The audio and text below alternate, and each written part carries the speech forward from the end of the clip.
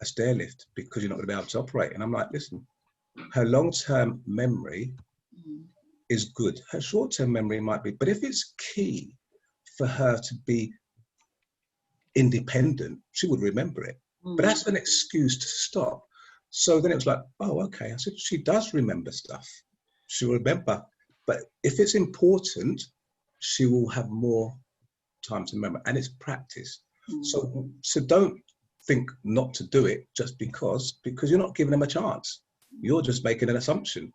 And it's challenging their thought process, because they're one person writing a report. They don't know everything, you know, and they've got so much to juggle that it's about understanding some of their challenges and trying to have a civil conversation and an open conversation so that you are educated and they are also getting educated about the need. And what I mean by that is my parents have somebody come in the morning, or my mum has somebody come in the morning. Why?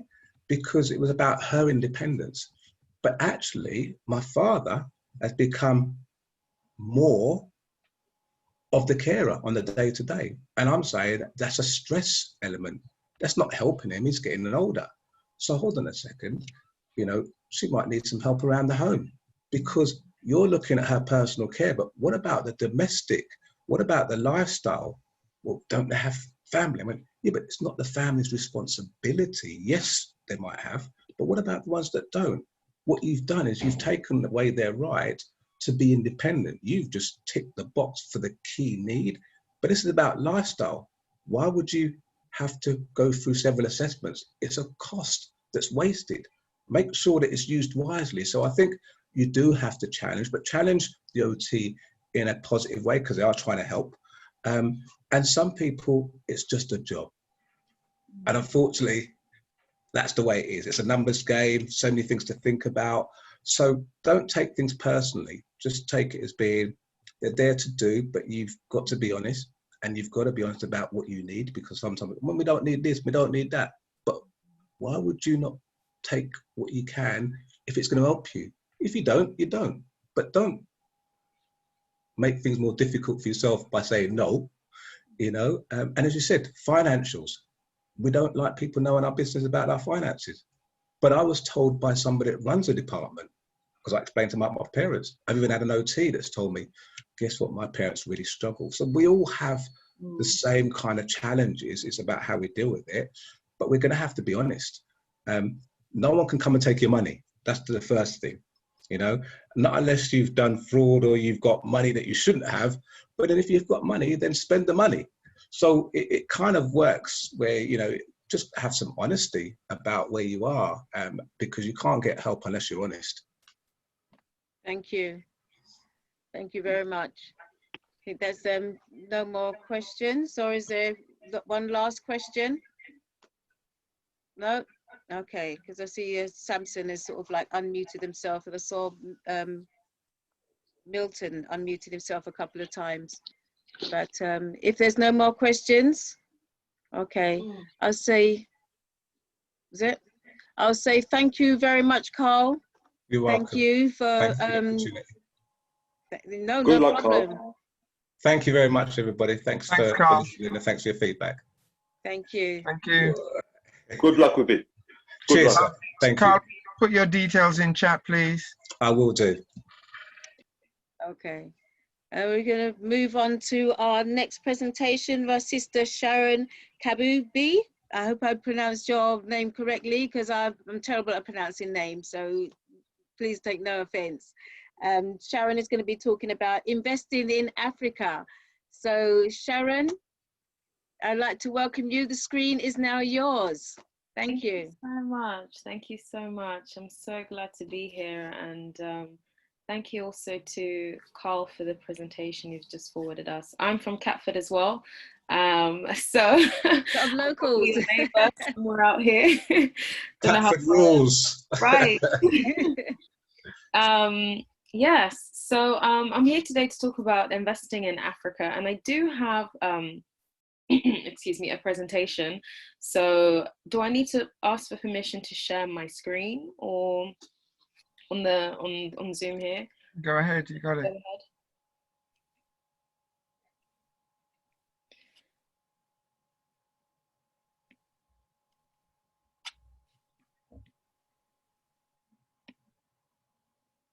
Okay.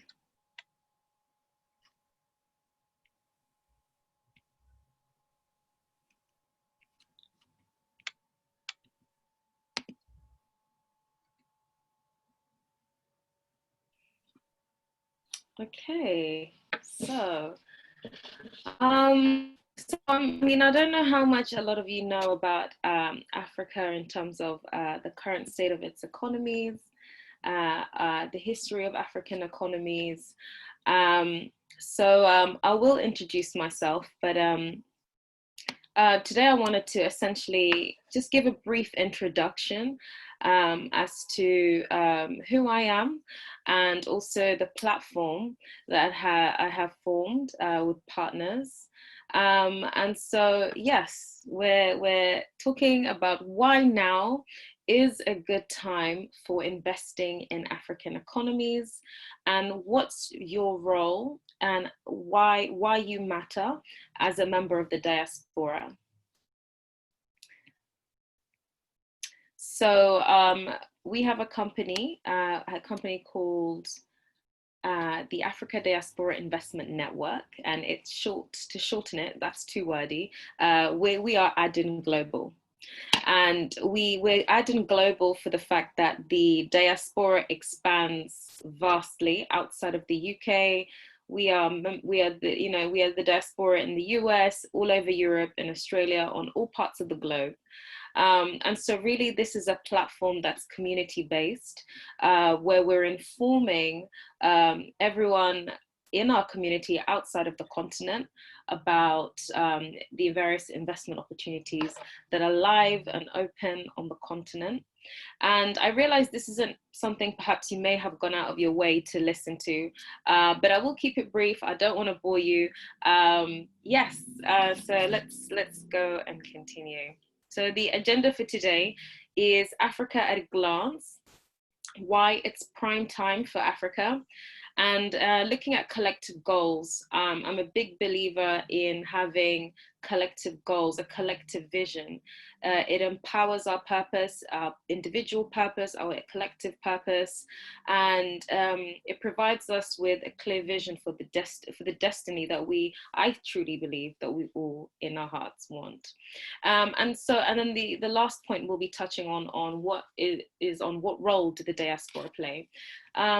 Just to make sure here, I don't know if my screen here with the four of us is interrupting the slideshow, the presentation, or is it fine? Should I keep it like that, or? No problem to me, no problem. No, it's not interfering? No. It seems fine. Yeah, no, you've got the full presentation there. Okay, awesome, perfect. So Africa at a glance. Africa, as of August, was home to over 1 billion people. Sorry, 1 million. No, 1 billion. And Africa's real GDP at the moment is projected to grow at 3.9% annually, according to the ODI. And this was in 2018. And this is really important because this informs us at the rate of growth of Africa, and why the African economies are actually a really exciting time. Africa is home to the youngest youth population, and this is projected to double by 2050. Now, you can fall into two categories and either see this as a bad thing or a good thing. I decided to see this as a good thing. And so this makes Africa poised to have the largest workforce in the years to come. We do have a projected market of 2 billion people by 2020, and Africa still has vast infrastructural needs to grow into, to develop. But as always, we need dollar for that level of development. And dollar in the sense of there are vast investment opportunities that Africa is open to. And so a bit about me. My name is Sharon. I'm a child of 3. I was born in Sweden to two parents from Uganda, excuse me. And so that means that I've been able to travel in my childhood back and forth to Uganda. And I've grown up in Sweden, and then the latter half of my life has been in the UK. And so it's kind of made me have this, you know, almost third eye or bird's eye perspective on what's happening in the West and what's going on the continent, and really being part of the ecosystem that makes up my Ugandan community, but also my diaspora community. And so I'm quite connected, and I feel connected to roots and my heritage back home. And so growing up, I by virtue of having the privilege to travel back and forth, I was also able to see the privileges that I have in the West, and being able to see the full contrast of life in Uganda, life in Africa, in comparison to life in Sweden, or in Stockholm to be specific, and life in London. And in a sense, it opened up my eyes to see the economic disparity, but in a way that made me curious. I wanted to understand, why is it in such a way that our economies are built in that way, and, you know, in comparison to the economies of the West. This led me on to research, personal development, and really wanting to understand business, because I began to understand that businesses are what form our economies. And also understanding the infrastructure that allows for businesses to thrive in the West, as opposed to infrastructures that have been kind of staggered or stunted on the continent. And so I've become passionate about overcoming some of the barriers that the African economies are facing. So right now, I just been training over lockdown as a business consultant, and was actually placed this week with a client. And so I'm actually working as a business consultant for the Department of Health and Social Care for the government. I'm also host of the Bantu Collective podcast, where I actually interviewed Royston John and Patricia Palmer in episode 4. And so this is how I was actually introduced to this community. So this podcast, not that this presentation is about the podcast, but this podcast, you could say, is a bit related. So this podcast is essentially a platform for discussing the evolution of consciousness within the Black community all over on the planet. And for me, this is a way of building real change. Aden is a way of creating that Africa that I think we all want to see realized. And so I don't know if we're allowed to unmute ourselves, but if you guys can have a look at these images, there should be a running theme, I hope, that you can extract.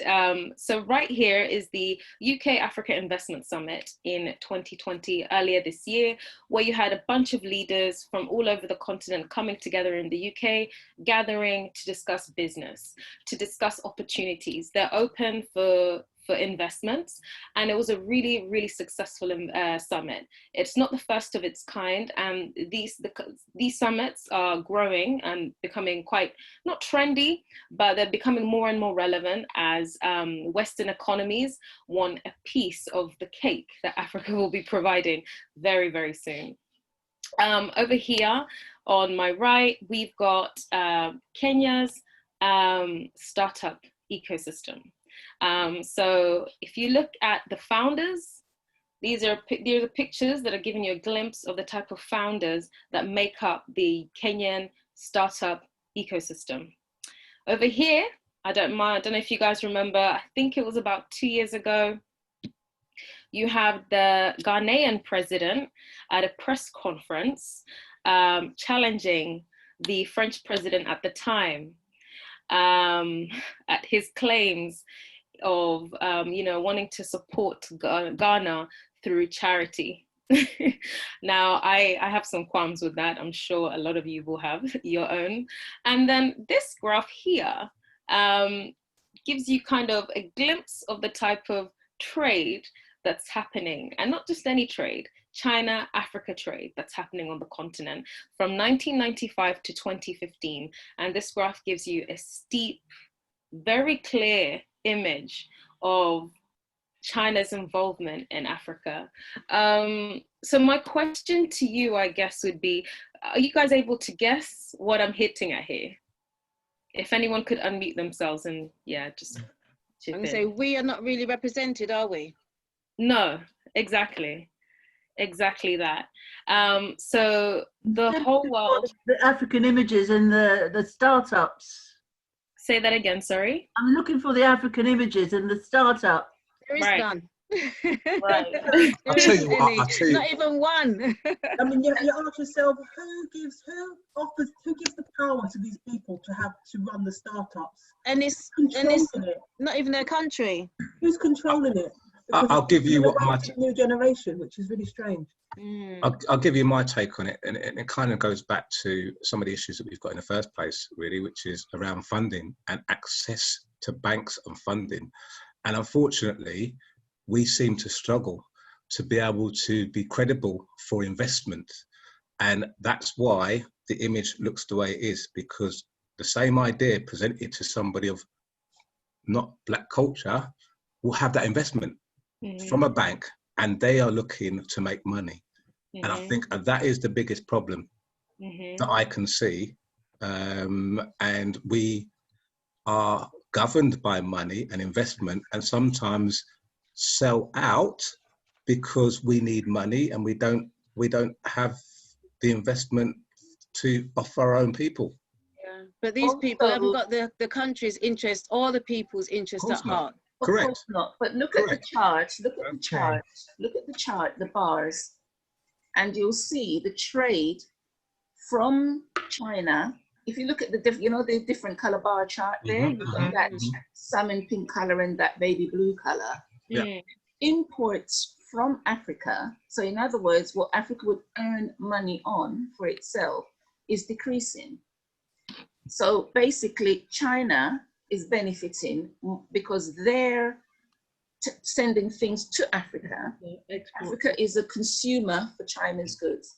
Yeah. And I think that's really what's talking to me. All those people line up, they're grinning.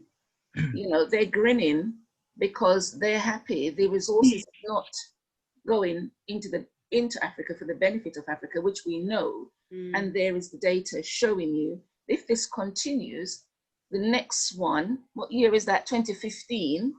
So the next, is it every 5 years? So 2020, would it be a completely pink and even, probably there'd be no blue. Right. So let's take stock.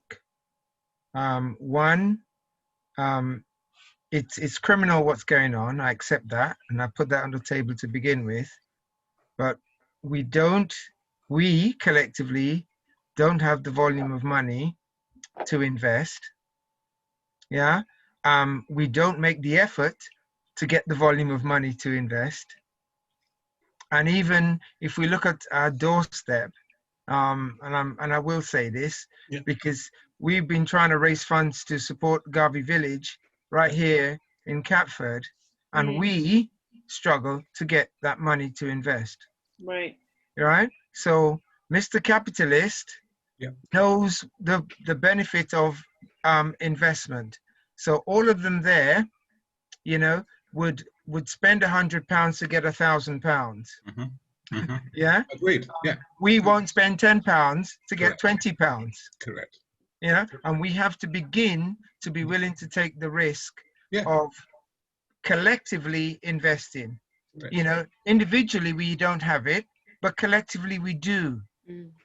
I agree with you, Royston. I think you're spot on. So go back, take our Susu money, put it together, and go and buy a piece of Africa. Right. But I think we're now starting to see that we do want to take things back. And I think collectively, Royston, we will be strong, because we are we are powerful people if we really club together, more powerful than anything else.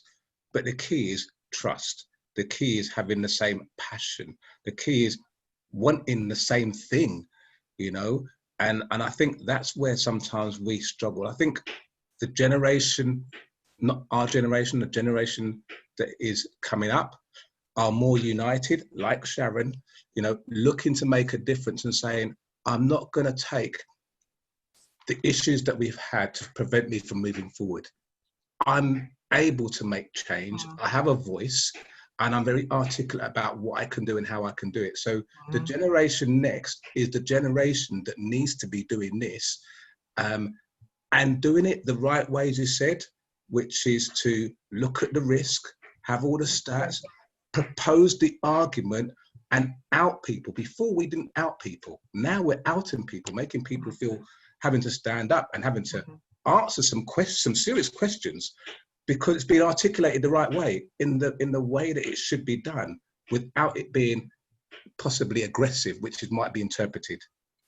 And just to add to that as well, we must recognize that there has been changes. I mean, the African Americans, to be honest, are doing lots of things in Ghana and other places. So yes, it's not at the rate we would like, but in terms of the governments of those countries, or even the Caribbean even, you know, we every year celebrating independence. The fact of the matter is, a lot of us, we're not independent countries or islands or whatever.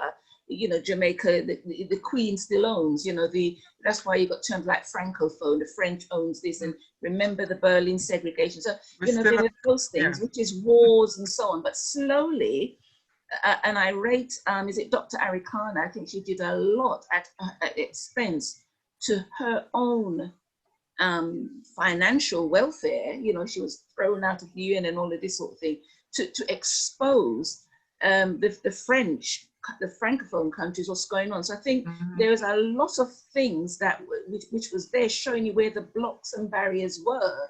There was no way, without partner money, anybody could go do anything, because you're blocked. And slowly, it's people who manage the 1 and 2 that are prepared to sacrifice their rise, who then disclose, and slowly we've been able to learn so much, even in the last couple of years.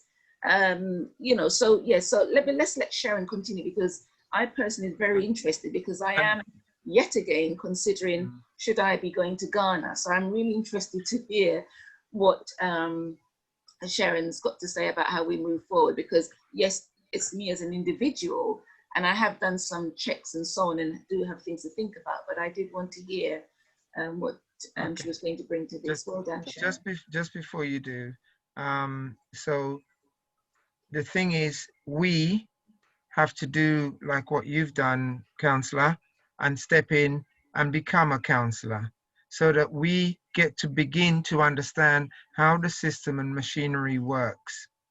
We will never understand something from the outside.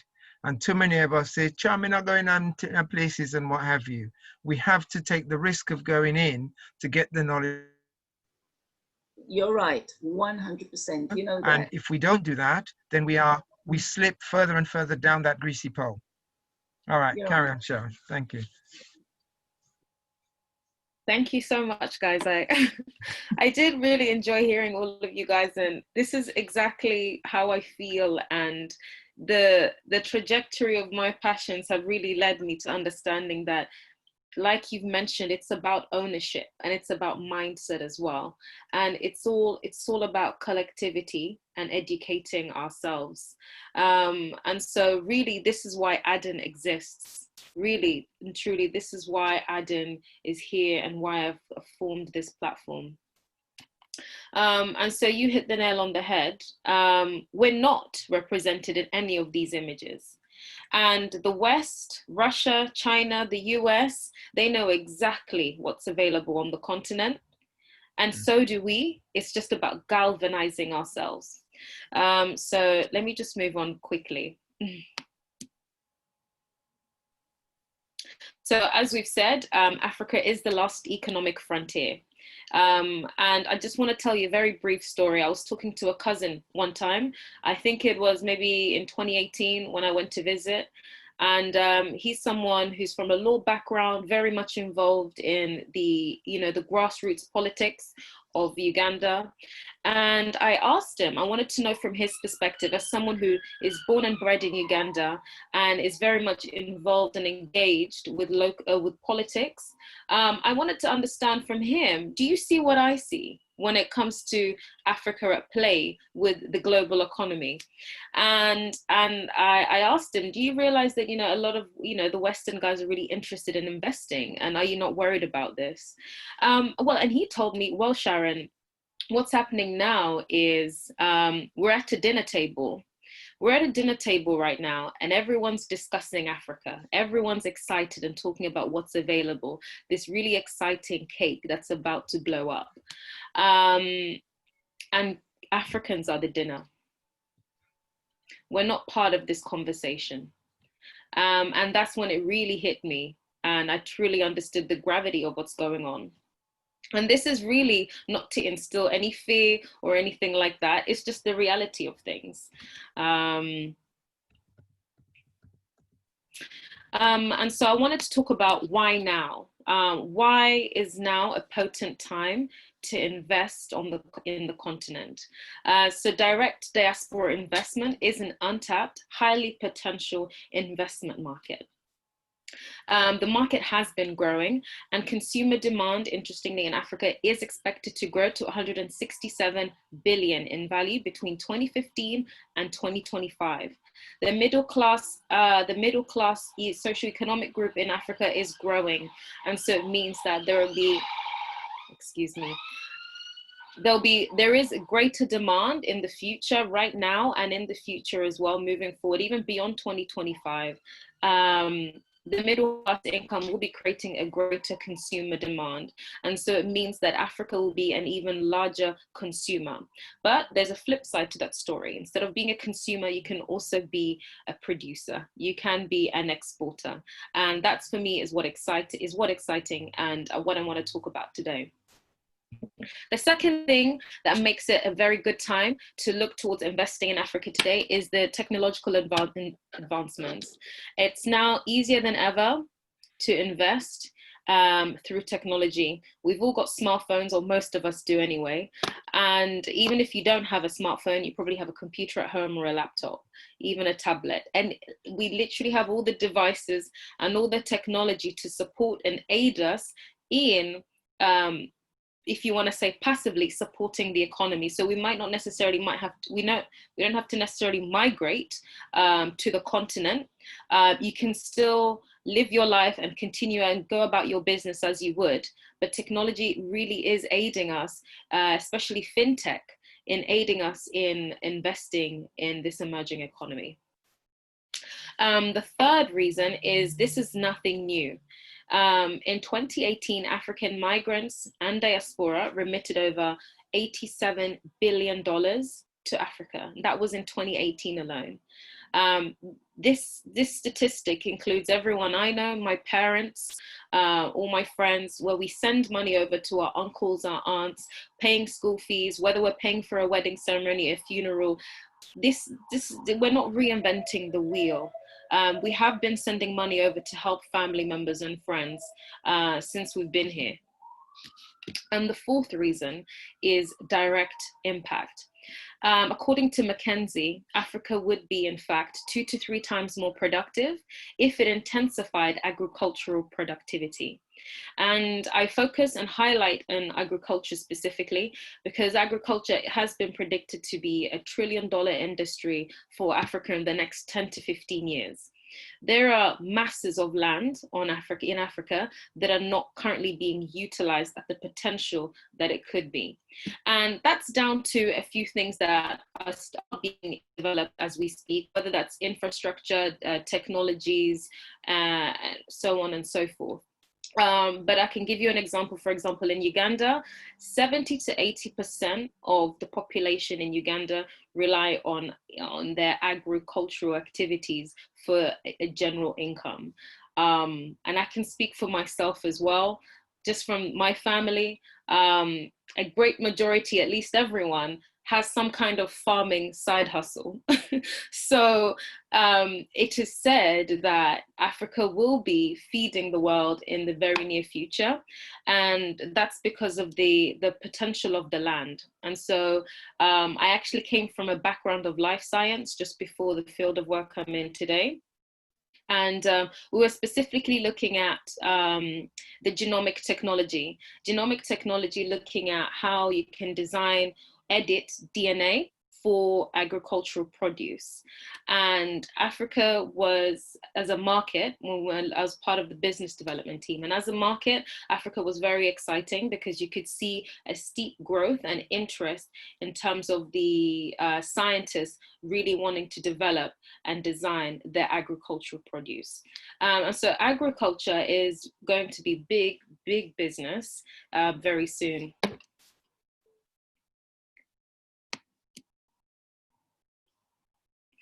And this here, I want to mention this because it goes back to what I was talking about earlier in terms of aligning with collective goals and having a collective vision.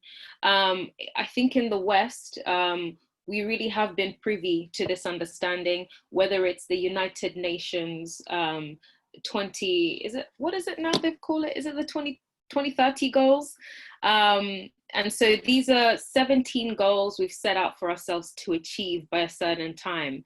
And the branding around this is fantastic because now it's almost an emblem of achievement to be able to achieve any one of these 17 goals, whether you're tackling in your organization, business, charity, or your school, in any capacity in your community. If you're tackling any of these goals to do with poverty, zero hunger on the planet, partnerships, or, you know, protecting the climate, the environment, I really think this is a really perfect way to get people to understand that it takes everyone to achieve these global goals.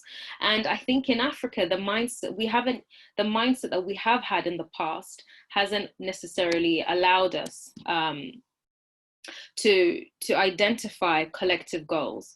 And this is something, in fact, if you look on the right here, this is something, in fact, that was introduced, I believe, last year or the year before, and this is Agenda 2063. So these goals outline the type of initiatives that we want to see have manifested by 2063, and I thought they're fantastic. So they almost emulate what the United Nations have set out for the global community, except that these pertain specifically to the African continent. And for me, it's important to hone in on the idea that although the continent is huge and we're separated by language, culture, tribe, clan, you name it, politics, we can still have a collective vision. You know, we can still have a collective goal for ourselves. And I just wanted to leave you here with the president of the African Development Bank, something he said. He said regional integration is critical to expand the size of our markets. We must integrate Africa, grow together and develop together. Our collective destiny is tied to breaking down the barriers separating us. And these barriers really are opportunities. I'm more concerned with the growth and development of Africa. Although I'm born in the West, I know that at the end of the day, what we're working towards is to see our people better our lifestyles and our livelihood. And that's why that's why I wanted to showcase, and you guys, you know, were able to chip in and see for yourself that the West has its eyes on the continent and we need to have the same type of eyes. Yeah. So who is Addin Global? So we are a private members platform that introduces members of the African diaspora to invest and reap financial rewards whilst positively impacting emerging economies. Our vision is to positively impact direct forward investments into the continent. So for every investment that does go into the continent, there is a social, positive social repercussion. And I think I'll have to go into that a bit later. But the idea is that our investments are not just for reaping a financial personal reward. We are supporting small to medium enterprises on the continent.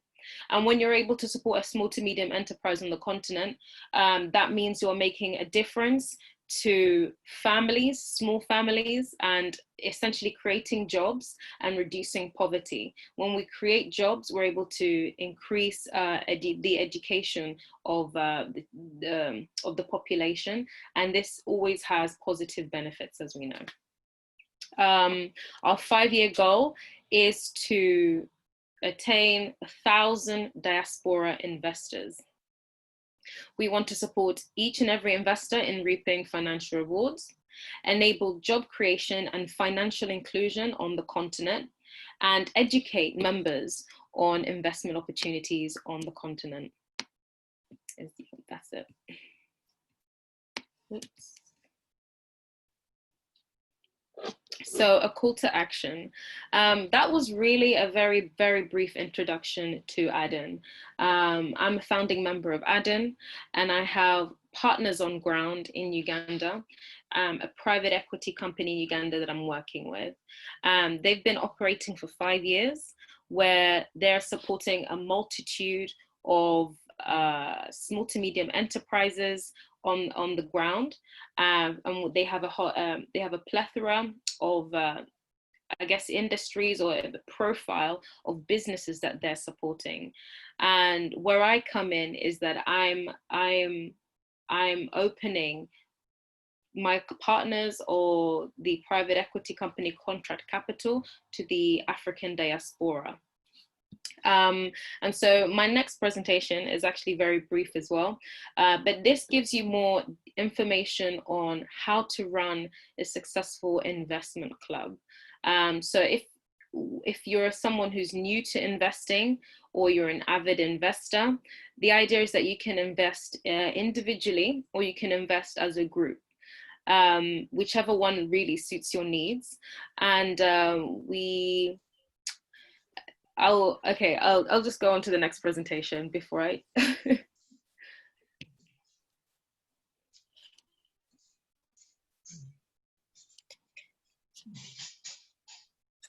oops.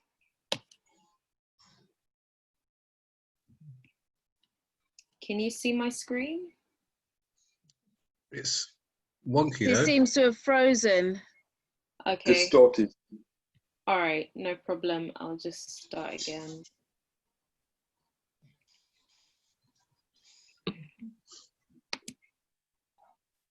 Okay, can see it. Okay, great. So how to run a successful investment club. So I realize if you are someone who's completely new to investing, investing can be scary. Especially if that's not the world you come from. I certainly haven't come from that world, but I've educated myself and I continue to educate myself, and I'm still learning, but I'm luckily surrounded by a lot of people who are from this world in the UK, but also on ground.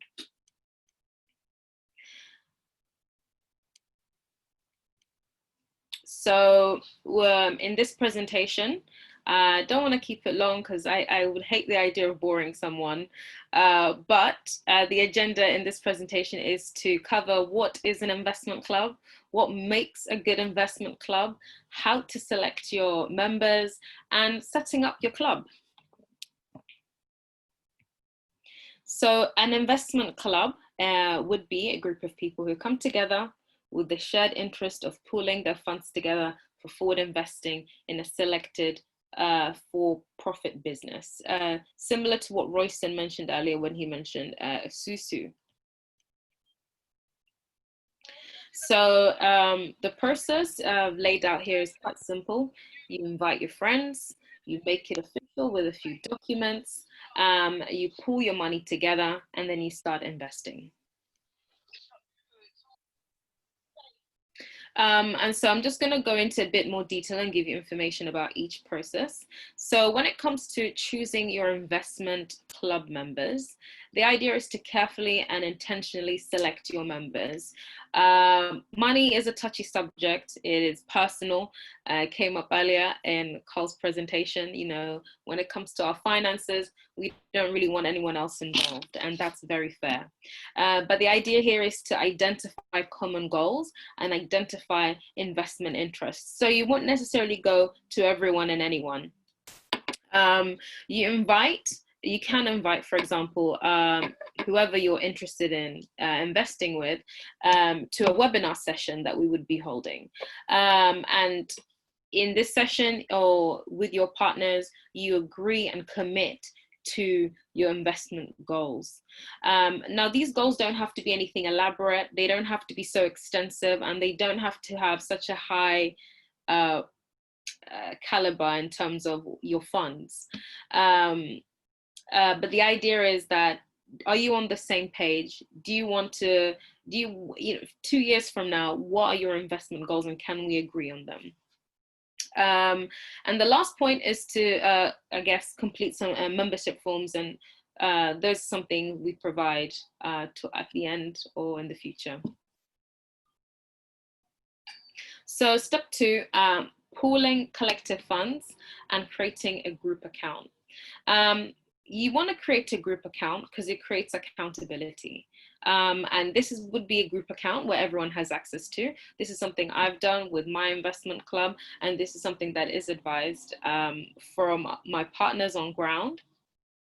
And you identify investments, the investment fund or the investment amount, and then the frequency of investment. So if your investment club is only interested in investing, for example, twice a year, that's something that's completely up to you. If it's every 6 months or every month, some people decide every week, or one lump sum, that is something that is possible as well. So there is no set or fixed amount or frequency.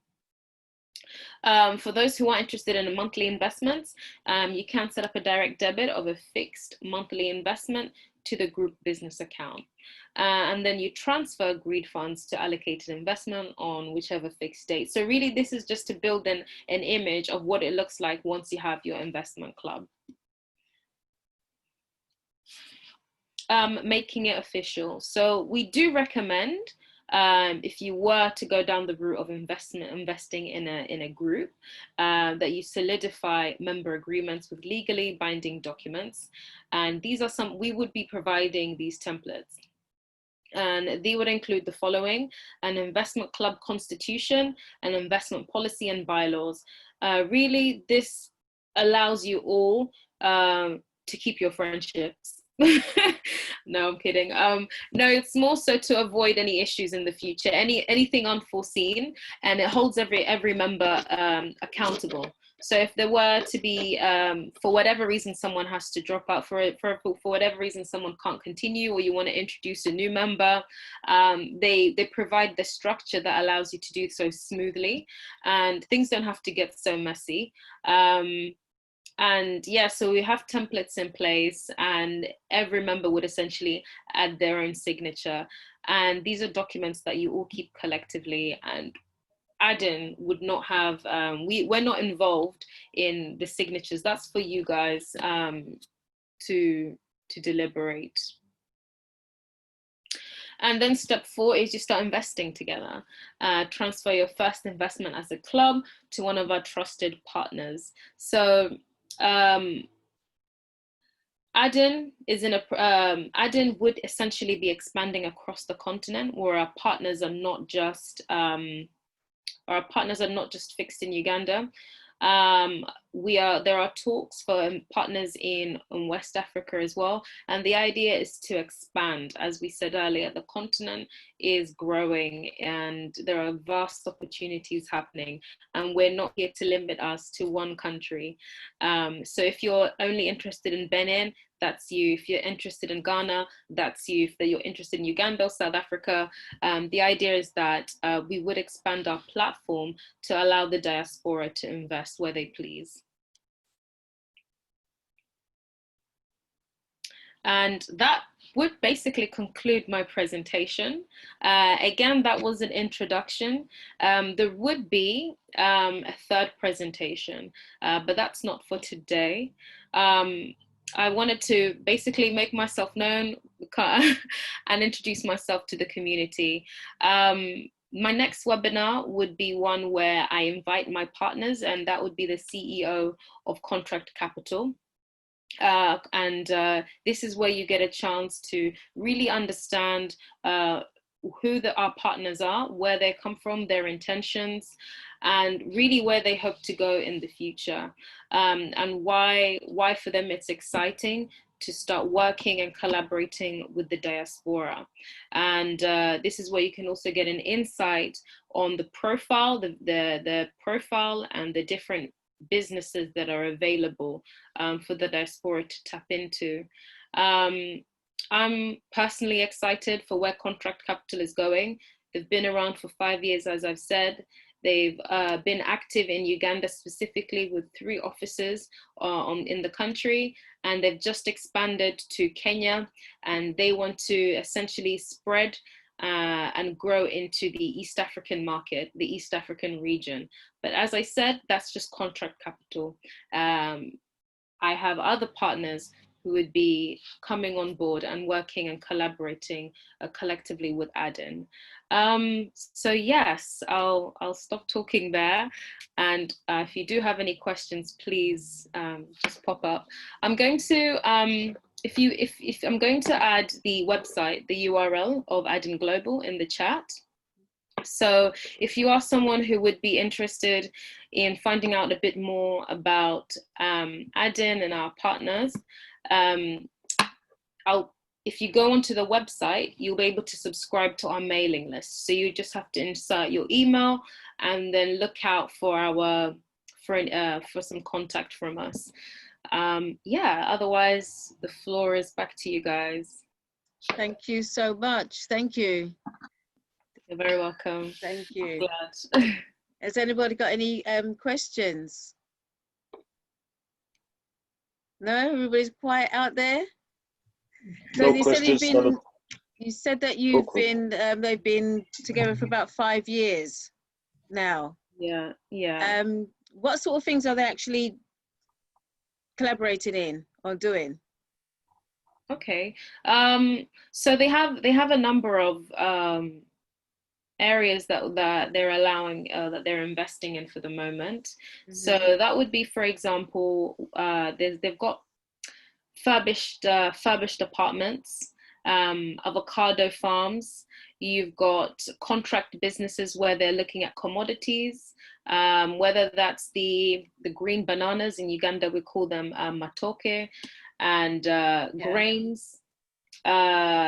So yeah, mainly in agricultural produce. And then we've also got something called the Boda Boda Fund. So I don't know if any of you have watched, for example, Slumdog Millionaire. You know, in India, they've got those, the motorbikes that are used as general transport. They're like, you know, mobile taxis. So we've got them in Uganda as well. We call them Boda Bodas. And the idea is, for example, where someone is interested in buying a Boda Boda, because, you know, this is a source of income for them if they can't afford those to buy. The three-wheelers type of thing, is it? Is it a three-wheeler, like a three-wheeler, and you've got 2 people or 3 people can sit in the back? Yeah. Or called a tuk-tuk. All right. Yeah. Yeah, so you can actually help support someone to grow their income or to buy a Boda Boda by investing in them or by investing in that pot, essentially. Mm-hmm. So those are and you know, there are more details to that, and you know, there are insurance in places and guarantees and safety measures in place for that type of fund. But that's just to give you an idea of the variety of funds that are available with my specific partner there. Okay, it's very interesting. So nobody else got any questions? Patricia, I see you, if you've unmuted. Yeah, I don't have a specific question. It all sounds very interesting, and it's a way of moving ahead for many of us here living in the UK and have an interest in either returning to Africa, somewhere in Africa, or the Caribbean. And so it's about thinking ahead. So Right. personally, I would like to maybe hear some more in relation to my own personal position, because it sounds very interesting, and I think there's lots of opportunities on the horizon that people are developing or speaking about. So it's really great to have you here, Sharon, to hear what you're actually doing in terms of your business. Thank you. Yeah. Sharon, I think you're Good evening, everyone. My name is Pam Carnegie, and I just got in to hear a little bit, just to say it's really great what I've heard so far, and I look forward to hearing some more. It's really inspiring that, with our raised consciousness, that, the people of the global majority are thinking about how we can invest and, develop ourselves and our, brothers and sisters, worldwide. So, yeah, this is really inspiring. So thank you, everybody, for being here tonight. And I look forward to hearing some more. Sharon. Yeah. I thought your presentation was spot on. It articulated all the points. I thought your presentation was very good. I think it's really important that people like you are making a difference. I also think that whilst we've seen our land that we had kind of be owned to some degree or taken from us, that we retain that. And I think it's important that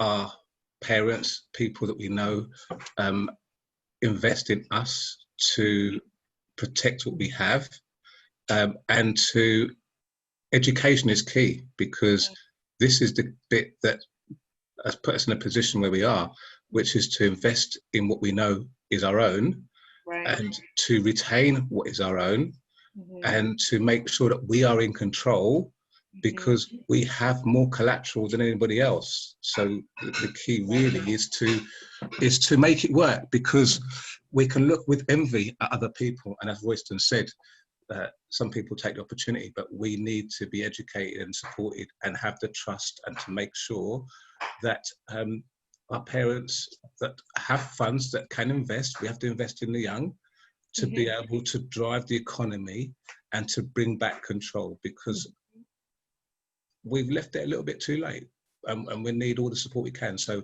well done for highlighting it, and carry on. I'm definitely keen to engage and understand a bit more, because every little bit helps, and collective cohesion is the way to get in our economy and get in control. Right. Thank you. I see Marlene's got a question. Yes, I joined you really late, Sharon, and halfway through it sounded extremely interested. So I'd love for you to come back again and I hear the beginning.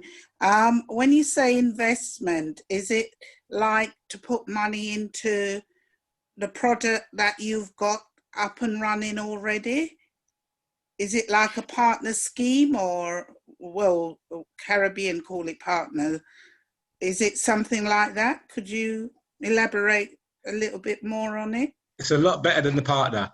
It's better guarantees and better returns too. So the idea would be, if you are someone who's interested in investing as a group or individually, you can invest in a number of portfolios that my partners have. A number of funds that my partners have, and so there is a fixed rate of return, and some funds have, depending on your risk appetite, will have a higher or lower risk. Obviously, you invest where you're more comfortable. So the idea isn't to stretch anyone into investing a particular amount. Some people want to start with £100, others £10. So it really is up to you. You do receive, you essentially would be able to create an account, and you have an online portal where you can log in, and you transfer your money online, and then you can see directly that your money has been received, and on a monthly basis you can see as well how it's growing. You can extract and pull out your funds when you please, and the idea is to really keep it flexible to you, and give all the power to the investor. But there is a growing team on ground in Uganda for this. How long has it been going? So they've been operating for 5 years. And it's how has it been going for the 5 years? So at this point they are growing. They're growing really well. They're growing exponentially. So they've been, I mean, the first few years were more, I would say, a bit experimental from what I understand, in that they've made some mistakes and they understood where to overcome them, how to overcome them, because this was almost a new concept, galvanizing or having a company that directly wants to invest in businesses that have, you tend to be financially excluded. So for example, in Uganda, setting up a bank account, if you don't have a bank history, is near to impossible.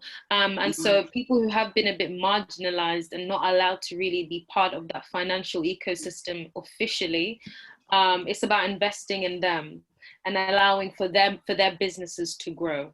And so this contract capital essentially are pooling funds from investors in Uganda and also in the diaspora to invest in these various businesses that want to scale. They may have been businesses that were growing or that were doing well, but didn't have the means to scale. And so this is where someone like me, my investment fund, comes in and supports a particular business. And then I can reap some of those profits with that particular fund. So over time, they've come to understand what works and what doesn't in terms of operationally. Obviously, in a country where there is some poverty, people can be opportunistic. And so they've understood how to overcome some of those barriers. But now they're in a place where they've expanded to Kenya and just opened up an office in Nairobi. So I'm excited for Contract Capital and where they're going. Yeah. How many people are in it? Do you know? Marlene, give me a chance. All right, go on. She wants to invest, man. She wants to invest. Okay. So yes. thank you, Sharon. It's really great, and I want to acknowledge for us more mature people on here that somebody said earlier that we can't rise to do the things that needs to be done. So it's great that young people like Sharon are stepping into that breach and filling it. Praise the Lord. What we can do as the old one is look under the bed and the mattress, and the £100 or £200 that you got hiding there, bring it out and bring it forward and invest it. The Jamaicans are good at saying one cocoa full basket, but we have to bring our one cocoa to full the basket, and that's our little pot of money towards making a difference. We can't sit in our armchairs and say, look what the Chinese are doing, look what this one is doing, look what that one is doing. We have to match them, because if we sit down and talk about it, they're listening to us anyway. They're going forward. Yeah. Right? So we have to step in and to do what we can with what we've got, because it's our money, it's our country, it's our land, it's our history, etc., etc. Our continent. That is. So the other question, you may or may not be able to say more. You touched on it, Agenda 2063. Yeah. Are you able to say a bit more about it and how it's structured? And are there 54 countries involved in it, or are we still trying to galvanize it to get all the countries involved in it? What do you know about it? I wouldn't be able to go on touch on the ins and outs, but I do know it was set up by the African Union. Okay. Yeah. So the idea is to create very much so like the United Nations have their goals by 2030, but one, created by the African Union. We have a lot still to overcome within internal politics in Africa, but what I find interesting is that it's in 2063. Yes. So it's a long time, enough time that hopefully by then we've overcome some of our own issues internally. I hope so. It'll soon come. We'll still be there. And the other thing I want to say is that the reason I don't trust you and you don't trust me has been designed. Right. Yeah. We have been systematically designed to not trust each other.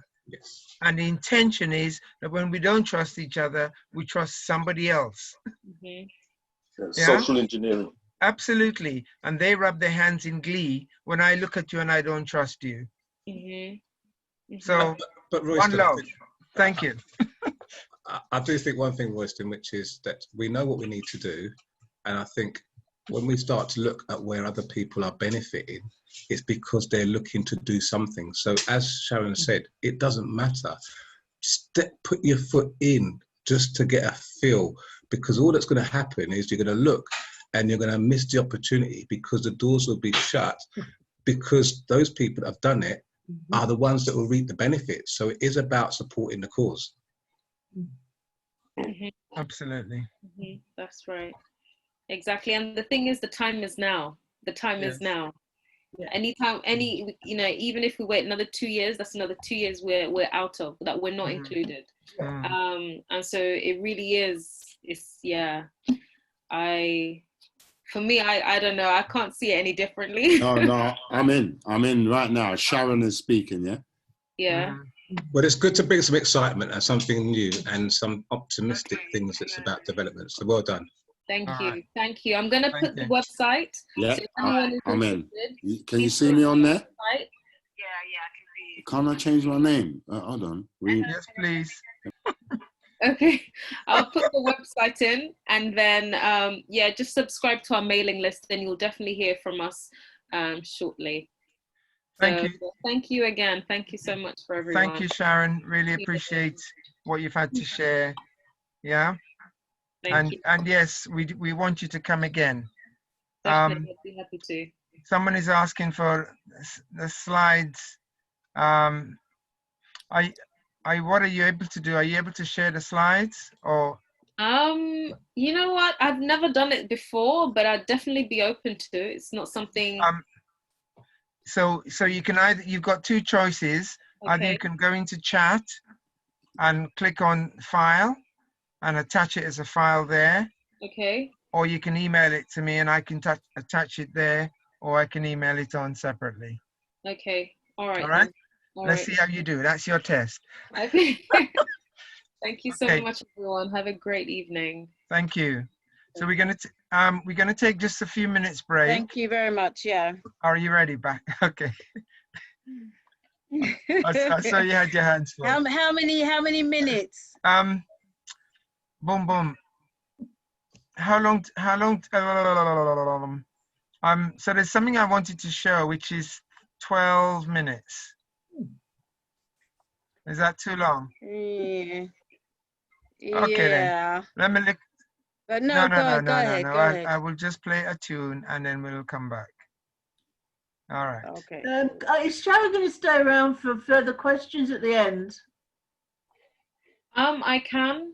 Brilliant. If you can, because although we've been listening to you and we know that we can ask questions, maybe people between now and after the next presentation will maybe have one or two questions they may want to ask.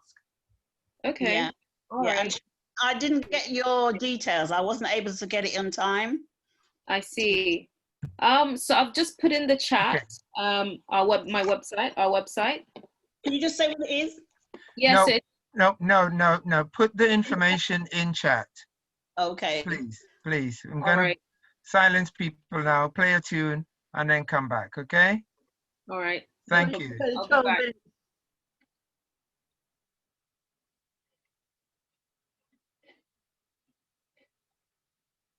Bad guy. And if you want her on your own, you're gonna have to have a whole lot more than charm. Yeah, since she's fine and she knows, and every little thing she just shows it. Dollars and cents, don't wanna get no city arguments. Dollars and cents, 'cause words can't spend. Pounds and pence, don't wanna get no city arguments. Dollars and cents, 'cause words can't spend. She's fine and she knows it, and every little thing she does shows it. Dollars and cents, don't wanna get no city arguments. Pounds and pence, 'cause words can't spend. She's fine and she knows it. Everything she does, yeah, it shows. Yeah.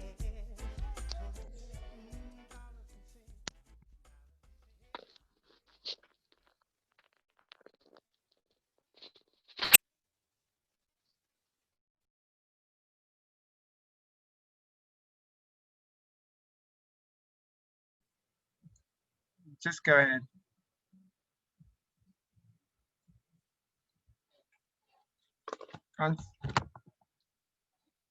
Yep, go ahead. I said, what happened there? I Was that stopped. it? Yeah, I stopped. I just let's roll forward. Okay, all right. What you're on, but I don't want any of it. Okay, all right. So we're going on to our next presentation. Is a brother called Tu Bada, and this is a brother. I haven't met him yet in person, but I saw a clip that he did when he was in his car. And this was after the killing of George Floyd. And I thought, wow, that what he did is like it's a rap, but it really did get to me. And what he was actually saying was so poignant to the time that we're living in, what happened to the brother, you know. And I thought, well, I looked a little bit more into him and I thought, well, he's got some more stuff. And then another thing came out and I thought, wow. And then Andrew Muhammad invited me to his Hidden Truth. And I kind of met Tu Bada for the first time then. And he's very, very interesting story. And so it gives me great pleasure to introduce to you Tu Bada. And you can tell us a little bit more about yourself, how you started, how you got your name. So Tu Bada, welcome. The screen is now yours. Thank you, Auntie Jean. Thank you. Hi, everybody. How's everybody doing? Very good. Yeah, so you see everybody's muted, so you're not going to get that much sound no, until you tell them to unmute. I see the hand signals. It's all right. So yeah, Auntie Jean. Yes. So I saw you on. You heard me on Andrew Muhammad's. Yes. And then yeah, you made the link from there, and yeah. So yeah, it's been a long journey, Auntie Jean. A long journey. Like lyrically, from school days. So like both parents are from Jamaica. So I've had a big Jamaican influence in my music from very young. And then I've got family over in America as well. So America and Jamaica have always been my influences. But then I've always been somebody who's like not satisfied with the status quo. Like I see the holes in the stories. I see the gaps in things and the lies. So I've always been one to try and put a message in the music anyway. Right. So from school days, I've been rapping and then went into sound systems and, you know, I've been on this musical path for a while. And then leading up to like, so I'm a chef, I'm a professional chef. So my professional career doesn't allow much time for me to really explore my music as I would like to. So over the years, it's been a bit up and down. Right. And then bringing us up to lockdown now. Lockdown, you know, the same for everyone. It put everybody at home. And then when everybody started to see how the big industries were collapsing and laying people off and furloughs, it made people start to look inside themselves.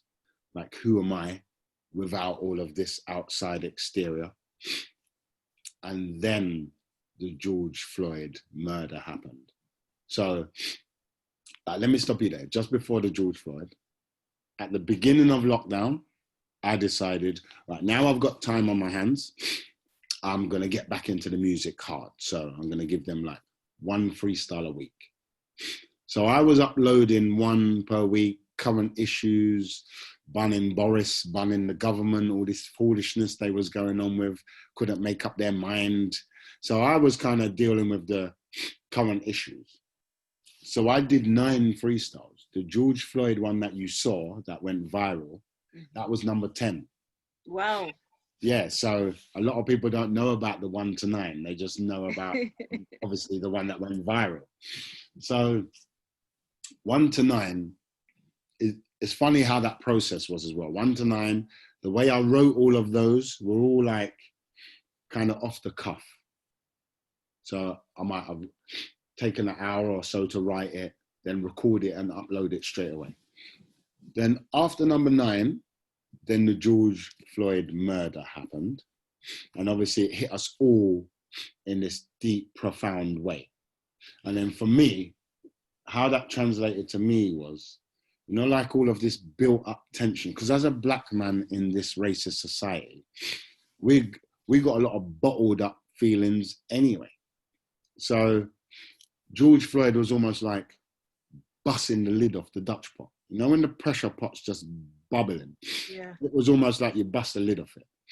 So then all these feelings and emotions and everything what we were all feeling, is nothing strange to all of us. We all felt the same thing. For me, it came out in a lyrical way. And the process of writing that one was completely different. It took me like a week to write it. I would write like a few lines and stop, and then write a few more. So the process was completely different. And then when I actually finished it, I didn't upload it straight away like all the rest either. Yeah. I actually had it for like 3 or 4 days. And then I woke up one morning and just felt this urge to just get it out. So I jumped in my car, drove around the corner. So that's why that one you see me in my car. 1 to 9, I did them in my house. Okay.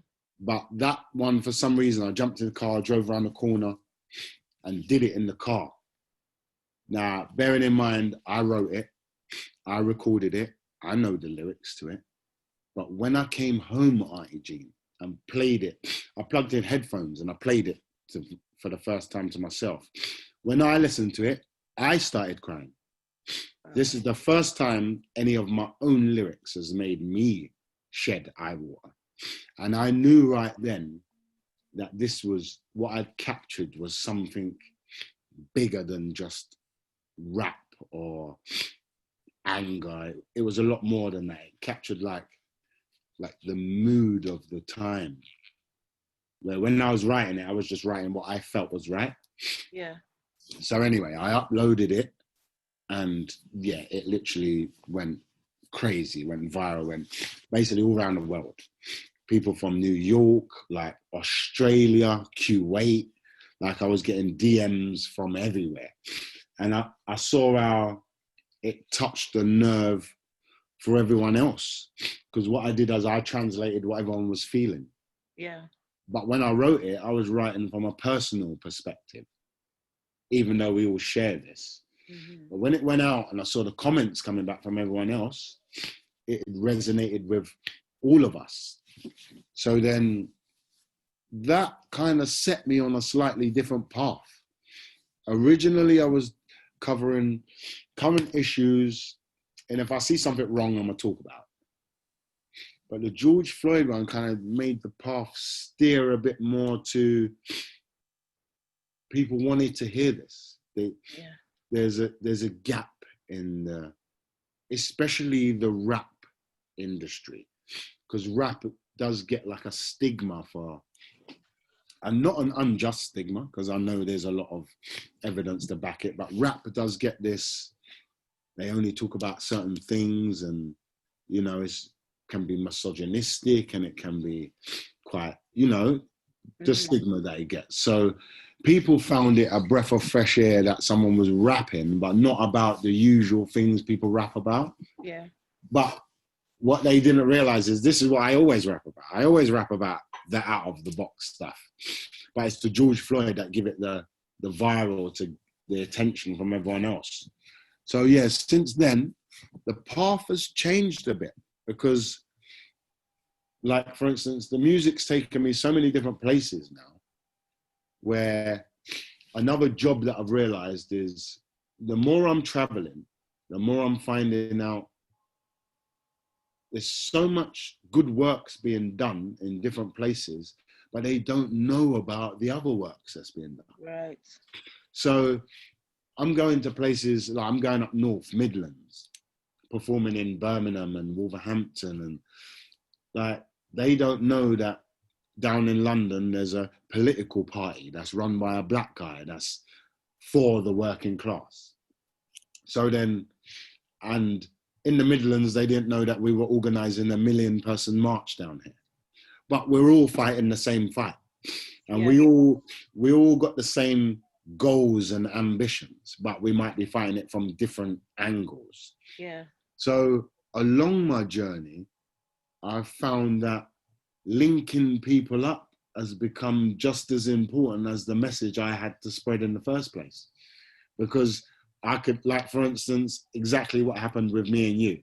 Like, Andrew Mohammed invited me on his show, you was on the same show, and now I'm on your show. Yeah. You see what I'm saying? But that's been happening on much more of a nationwide basis for me. Right. I'm linking north with south, and so I just shot a video called One Voice. Now, One Voice was my track for another thing I was noticing. As I was traveling everywhere, everyone's asking, what's next? After the marching and the protesting, what do we do next? So nobody doesn't want to see all the work go to vain. So, but before you go into what's One Voice, could we have a sample of the George Floyd? The George Floyd? Yeah. I don't know if you want to blow your nose and come back. Right. Give me 1 second. You can hear me struggling. Yeah. All right.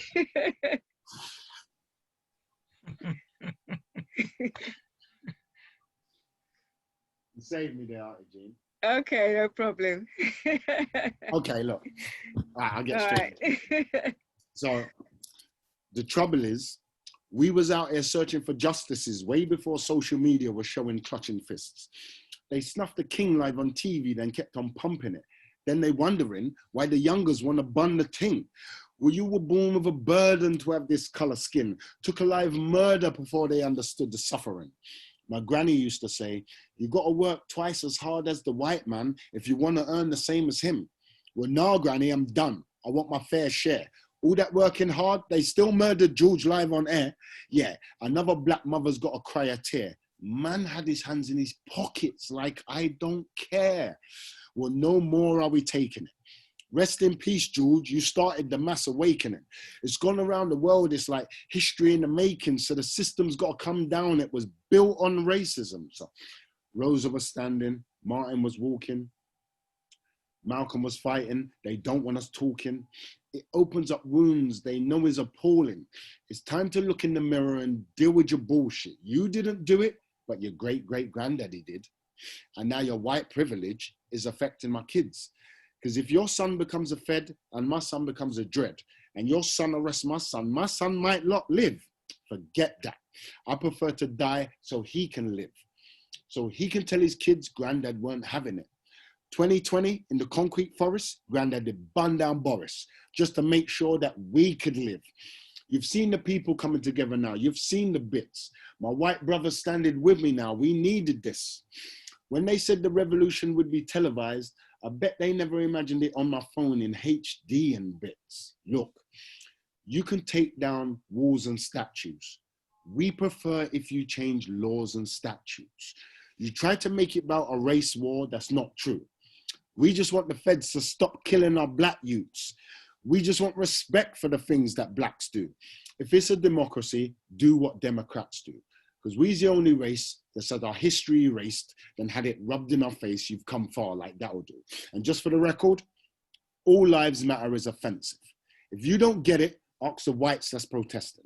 Because all my white friends, in all my friends list, they don't need no explanation, they just with me in the trenches. Yes, Auntie Jean. Yay. That was brilliant. Wicked. Brilliant. Respect. On point. That's Fantastic. Fantastic. Well done. Very good. Very good. Very good. So that was the George Floyd freestyle, what I did in the car. Yeah. But then we turned it into a single, shot a video for it. And then, so now that's on YouTube now called Awakening. Okay. I labeled that Awakening. And that's available on Spotify and iTunes, everything now. So we put it up to stream. So then, like you were saying now, that was like the precursor to One Voice. Right. So Awakening was current issues, what was going on and dealing with the murder that happened and all the issues around it. One Voice is what's next after that. Right. So One Voice is all about, we need to come together, sing from the same hymn sheet, because all this traveling I'm doing, I'm seeing so many different factions, all fighting the same fight. But I know all we need to do is link up and it makes it so much more powerful, just exactly like what we're doing now. So One Voice was, we need to sing from one hymn sheet, from one voice. So it's a spin-off of Nas's One Mic. I kind of spun it into a One Voice for us, wrote the song, shot the video. So that's going to be my next single release. That's out on the 3rd of October. Brilliant. Yeah, so that'll have its full release. It'll be on all digital platforms. We're going to have a single launch party and everything. So yeah, that video, Auntie Jean, that one is very powerful because I got together a few different organizations that I'd been working with and managed to get them all together for this video. So the video is actually showing the One Voice in practice. Oh, brilliant. It's a visual representation of what I'm saying in the lyrics.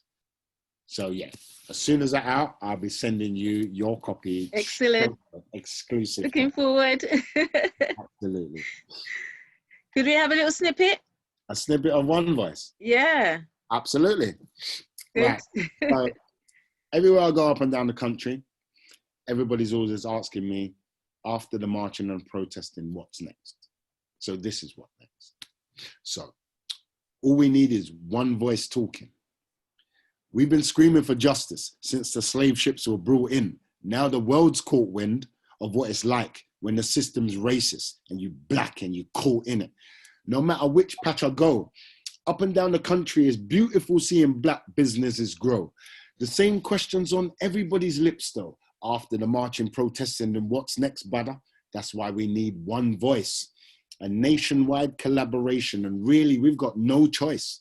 Could they love to see us scattered and separated? But we know unity is where power's generated.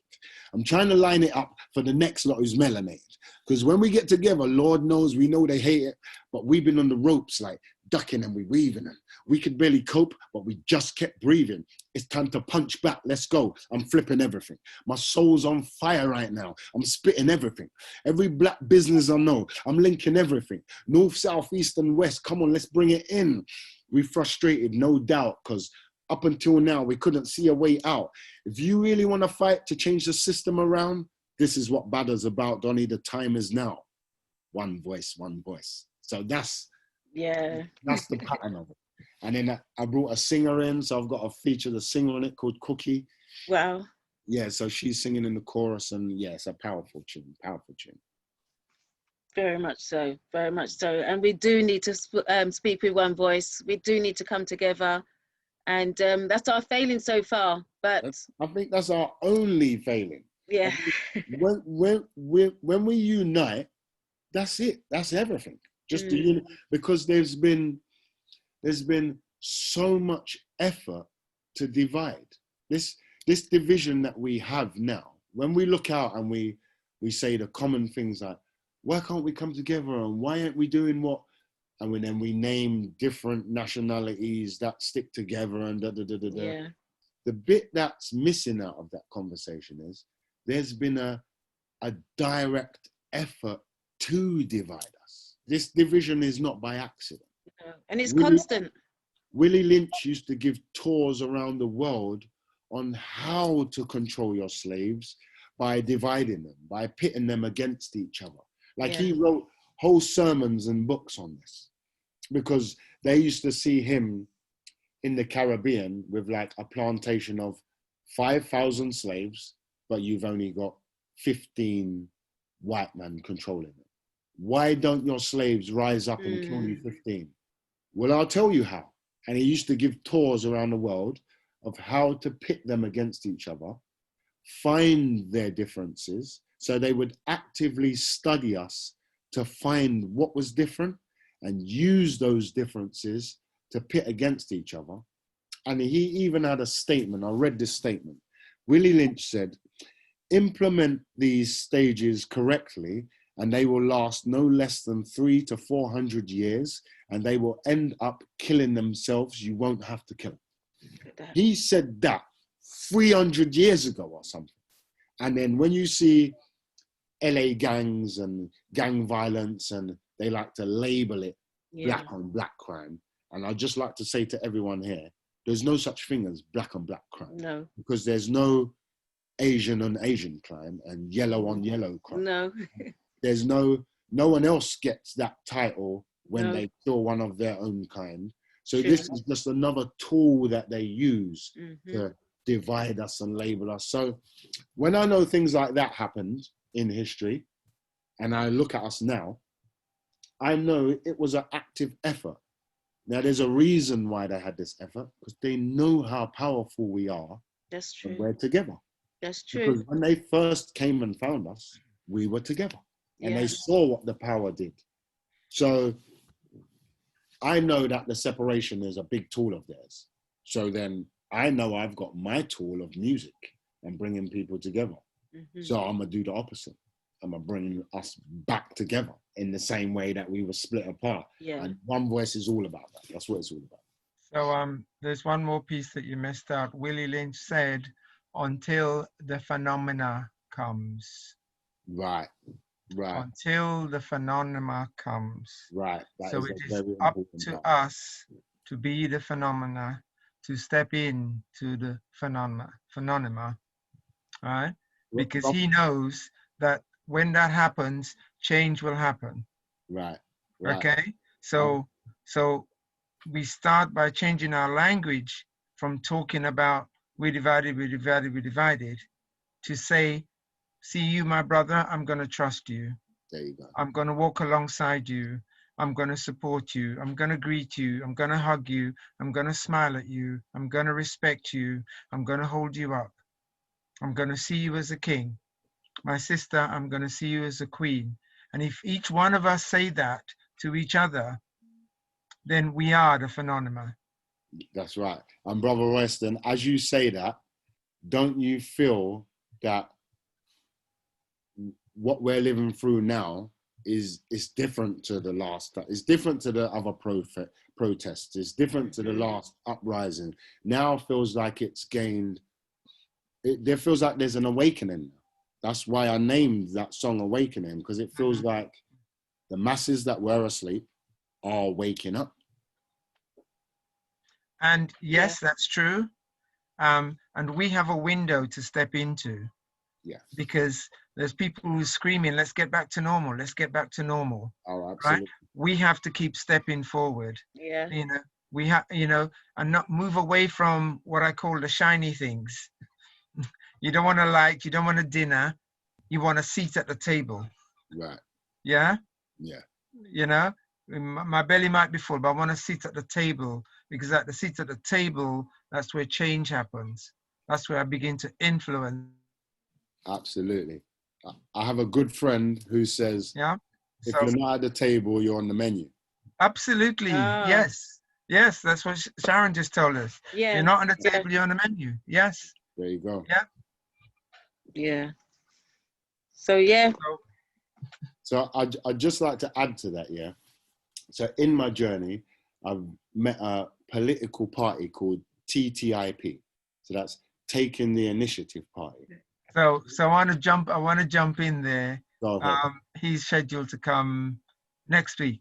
He's scheduled to come next week. Okay, but you can do the introduction so that people know and people can get their things together and be here early, 7 o'clock next week. Go on, brother, speak. Perfect. So TTIP is run by someone that I've known for a little while, and I've met them on my journey. And basically, without giving away too much, so I'll let them explain, but they are basically a political party to represent the working class people. We have no representation in government at the moment because those parties don't represent us. True. So this party was created with the whole intention to represent the people who are not getting represented, the people who look like us. So he's aiming to gain seats in government so we can start making the exact changes what Brother Royston's talk about, like voting in our own MPs for our own boroughs. Like Auntie Jean has been doing community work for how long? We all know this. Like we could vote Auntie Jean as the MP of Lambeth once we get enough votes. Just as an example. So, TTIP is a step in the direction of giving us control of these type of things, because once Auntie G's the MP of Lambeth, well then schooling and budgets and what schools are getting the budgets and where the funding's going and the schools that are lacking these type of things will be in Auntie Jean's control. So just the fact that we could put that in someone's hands that we trust and that looks like us that's a new day in itself. Yeah. Fully understand. Fully understand. So big things are going in. Big things is going in, Auntie Jean. I think that's a positive way forward. In terms of yourself as an influential being, up and coming influential being, because as you say, your work has now gone international. So people are looking to you for big things. So I hope that you're able to maintain that vision that you have and actually bring people together, because you do have the ability to do that. With the political party, I think, again, it's another opportunity for people who are not involved in political activity, in terms of, being where decisions are being made so that they can influence and have an input. It's an opportunity again for us to do so, because at the end of the day, we have kept ourselves out of these organizations for some good reasons. Yes, good reason. I have been politically active. I was in the 80s with Bernie Grant, Diane Abbott and all these other four who were elected. But you know how Bernie Grant was treated, for instance, and other African heritage individuals in politics. If you're on your own, people overlook you. You're not there. So we need to be involved in sufficient numbers to effect change. Absolutely. Yeah. So I'm hoping to, Bada, what's your name? Jason. I'm hoping that through your own work, which is powerful. In as I say, in bringing people together, linking people, you will be able to influence and inspire people to get involved. Well, thank you very much, sister. And as you say that, so that the political party is just something that I've been involved with because I know one of the organizers. So that's not my work. That's just something I brushed up upon. My work is education. Because I see where it's all about catching them from young and the mindset. So I believe education is the key to all of it. The key to switching this, because the institutionalized racism is a mindset that's handed down. And we even suffer from it ourselves. We even label and box ourselves off and play into stereotypes, and it's education for me. So what my own path is, so I'm a trustee on a charity as well, the Fear Free Trust. Okay. So in the Fear Free Trust, we are just about to start our Saturday schools, because we want to start teaching back. We want to fill in the gaps of this curriculum. So this curriculum, what I send my son to school, what he comes back with, I know there's pure gaps in what you know. And especially when we're talking about the history of our people. In the school curriculum, the history started from slavery. But I done taught him about his king and queenship from a long time ago. So I know there's not every parent's doing what I'm doing. There's a whole heap of kids still, whole heap of parents still relying on just this curriculum. So our Saturday schools was our attempt to put back into our community the things we think are important that they should know. And it's not just Black history, it's financial advice, mortgage advice, like investment advice, like managing your money advice. Like there's lots of things that these youngsters could know. So in December, which Auntie Jean, I'm going to invite you to. In December, I'm having a black tie fundraising charity event. So I'm going to use my charity and we're going to do a fundraising event to pitch for space in a university to run what I've started as the Badder Trust. So I have a limited company called the Badder Trust, and that is a entertainment production company. And the aim is to build our own university so we can run our own courses from start to finish, bring them in from 5 years old and run them right the way till 18. And it won't be just media, music, and that will be maybe our pretty classes, you know, the classes that, the fun classes. But we also have, like I was saying before, financial literature and education on mortgages and investments and trading and things that they should know going out into this world, what we kind of went out there and kind of had to work it out ourselves. And you know, we were more about making a foundation for our kids and making sure schooling's right. Didn't matter if I did a dead-end job just to pay the bills. It was about the next generation. Well, now, my thing is, now let's give the next generation as much tools as they can have from as early as possible. So when you get to that mature age, your decisions are completely different to what mine were. So December is the fundraising event to kick off the Badder Trust University, what we're aiming to build. Absolutely brilliant. Yeah, education is where I'm going with it. Much needed. From yesterday. Definitely. Jason, I've got one thing to say. I think what you're doing is fantastic, and it just reminded me of when we saw on the television, when I believe it was, I'm trying to think of the guy's name, was it Dave, that did the thing where he had the song of where he outed out Boris, dropped the mic, but the whole thing around the piano. Yes.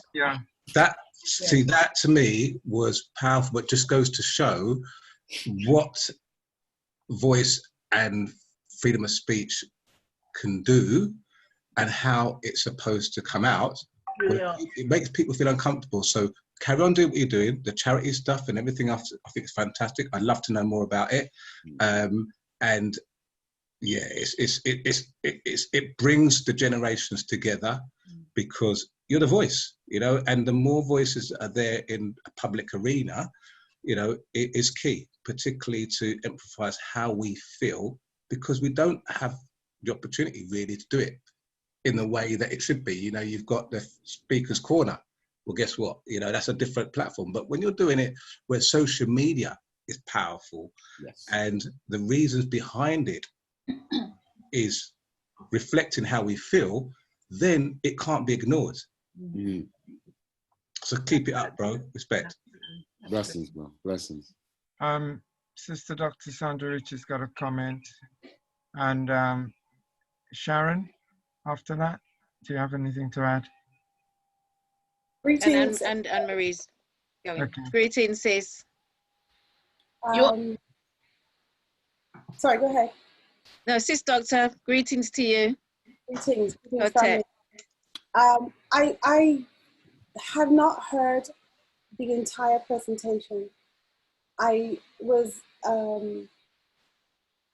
had a conflict in terms of meetings. I actually work for a university, but I know enough about your work, and I have seen your creations, and I have heard your messages, and I just want to place on record my full support for this university that you're going to create. Absolutely full support. The universities that exist nowadays don't speak our language, don't have our foundation. They're not for us. They're not for us. They are, and I know this is a risky thing for me to say, given I work for one of those institutions, but they are founded on principles and practices which are Eurocentric, and they do not speak to our reality and our lived experience. So some of us are out here catching hell, trying to fit our circle into a square. And it can't, let me say it, because English isn't my first language. It can't work. It can't work. It can't work. That's right. It can't You know what I mean? work. No, because what it has been doing is it has been pathologizing us and making us seem like we're misfits, when the misfit is the institution. Right. So we need institutions that understand us, for us, and teach us to be full students, human spirits in this time and going forward. So I completely salute what you're doing.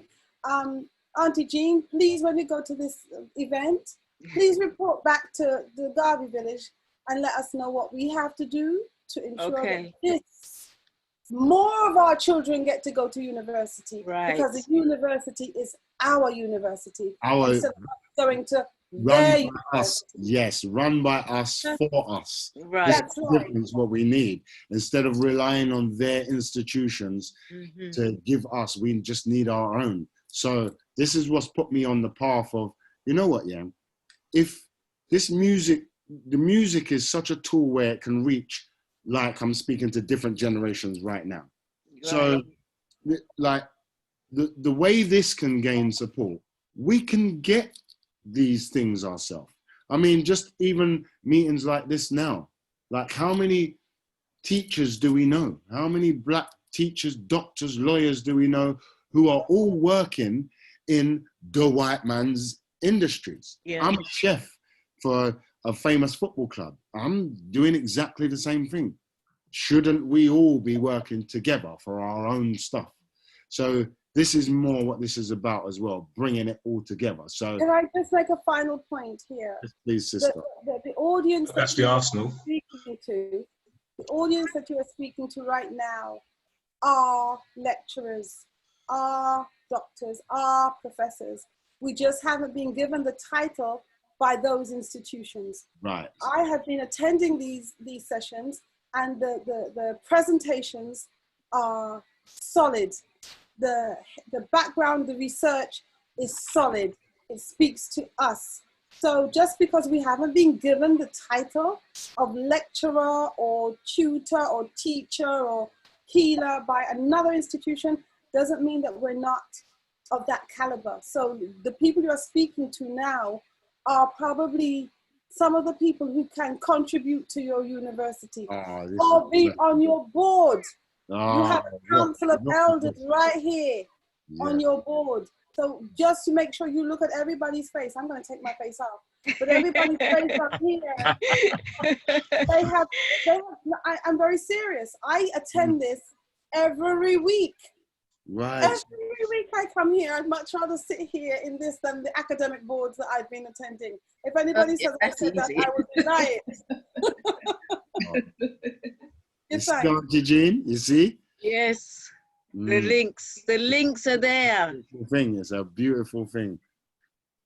The links are there. Absolutely beautiful. Yeah. The great thing that you have, Jason, is that you have, through your music, artistic license to express exactly what you feel. And as you have said, what you express through the work you did with George Floyd touched millions.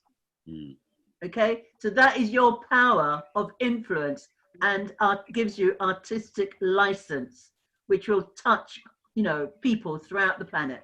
That's right, because that's what music does. Music just goes through everything. Yeah.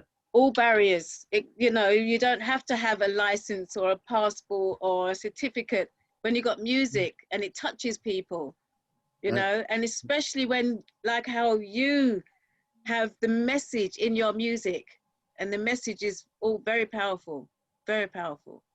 Can we hear Anne-Marie now, please? Yeah. Right, No, because people jump in over you, and you know we're not gonna solve. Patience is a blessing, but I know, but we also need to be respectful and know who next in the queue. All right, now you shush so she can talk. Yeah, man. You know, hardworking people letting their hair down. This is fantastic. What I wanted to say, and I'll try to be brief, it's to marry up a couple of things that, let me stick to Tubada because that's what's on the screen. And Patricia was saying about the political thing, whether you like it or not, all of us are political. You might not make a decision, actively get up and say, for example, vote or talk to somebody, but by doing or not doing, you've still made a decision, and it's an impact. So going back to what Tubada is saying about, you know, supporting and backing up, you know, if, you know, let's get Auntie Jean to be a politician, say. It's not going to be that easy because we're from all over the place, but if we all mobilize to encourage people in an area, because it's all, you know, constructs that we have to get through. If you did that, you have to be you have to be out there doing the door knocking, you got to help. And I think that's part of it that we're not seeing. And then I wanted to pick up again what Patricia was saying about, well, a few of you said that license that you have, when you get sucked into the system, and I'm speaking from personal experience now, having become a counselor, you're sucked into the system. And there's so many things you can't say. Sometimes I'm thinking, Lord, is one me idea, because you are actually restricted. You come in with the right intentions and motives, but you are part of a group. So I'm with the Labour Party, and I don't have to tell you that the Labour Party has got every rainbow colour of people and thoughts and views in it. So you can imagine trying to reach a consensus. And the consensus isn't necessarily reached by us all sitting down and having a really nice cucumber sandwiches and cup of tea debate. You know, it's about the shenanigans that go on, you know, and if you haven't got time for all the shenanigans, you know, you just get left behind, or you go down a different path, the decision, you're horrified by the decision. So it isn't easy because everything is about numbers game. Auntie Jean can only win if you're put into a position with numbers are behind her. I can only win if I'm put in the position if I've got the numbers behind me. It's all about numbers. Sometimes you have to close your eyes and say, I don't even care about the policies, it's the numbers. If you get sufficient people with similar views together, that's when, if they work together, the momentum can now be the groundswell to say, yes, we have sufficient like-minded, because it's not just because I'm Black, I've got your views, African heritage. So you need sufficient like-minded, aren't afraid, grassroots people who are prepared to be in this position and take the storm when it's coming. If there's enough of us together, we're not so isolated. And when we need the community to be active behind us, if you're there, we then have the power of numbers. And that's how it works. So when you don't get involved, when you don't vote, you're playing into the hands of the very system you're complaining about. That is, oh, they don't care about us, so what's the point? I don't vote. That's exactly what, you know, will benefit anyone but yourself. So I just want to come in and say that, and if, just to say to Bad, if you can, with what you're doing, I've actually sent off a request already to a contact I have at Greenwich University for some advice about what you're saying, because it's not about buildings. What's that? In Greenwich, I don't know if Patricia, if you remember, who did we have down at the O2, the Peninsula, had a university down there, footballer? You're muted, but there was there was a footballer down there. Yeah, Beckham Academy. Yeah, the Beckham Academy. Oh, Beckham, big yeah. Big building. Yes. I can't tell you one thing that happened there. I wasn't a councillor then at that time. Yeah. But it's not about the physical building. So if it's, you know, the person that I've written to, if they can give me some advice, for example, would the Greenwich University be interested in giving you a corner when they're not physically using it? Right, exactly. That's what you want, because it's not the building you want, it's the education, space, the information. That's it. Yeah. So, and you put your resources into that. If you've got to travel and take people to visit, to take them to Oxford University or somewhere, use the money for that, but you don't use it to pay foolishness on mortgage or rent, because the money just disappears then. So I've done that for you, but what I don't have is an email address for you. I've seen your company that you've just registered. Yeah. Yeah, but there isn't an email address there. Okay. So in terms of contact, but I am contactable. So Auntie Jean can give you my details. You can send me an email. Yes. And we can take it from there, just to keep in touch. Make sure you link me with Anne-Marie, Auntie Jean. Yeah. Okay. She has my personal one, because obviously the council one is only when necessary. But I've sent that to somebody for some advice. It's a contact I have, and hopefully I'll get some advice. Okay. And feed that back to you. Thank you so much, Anne-Marie. You're welcome. Thank you. Can we hear Sharon now, please?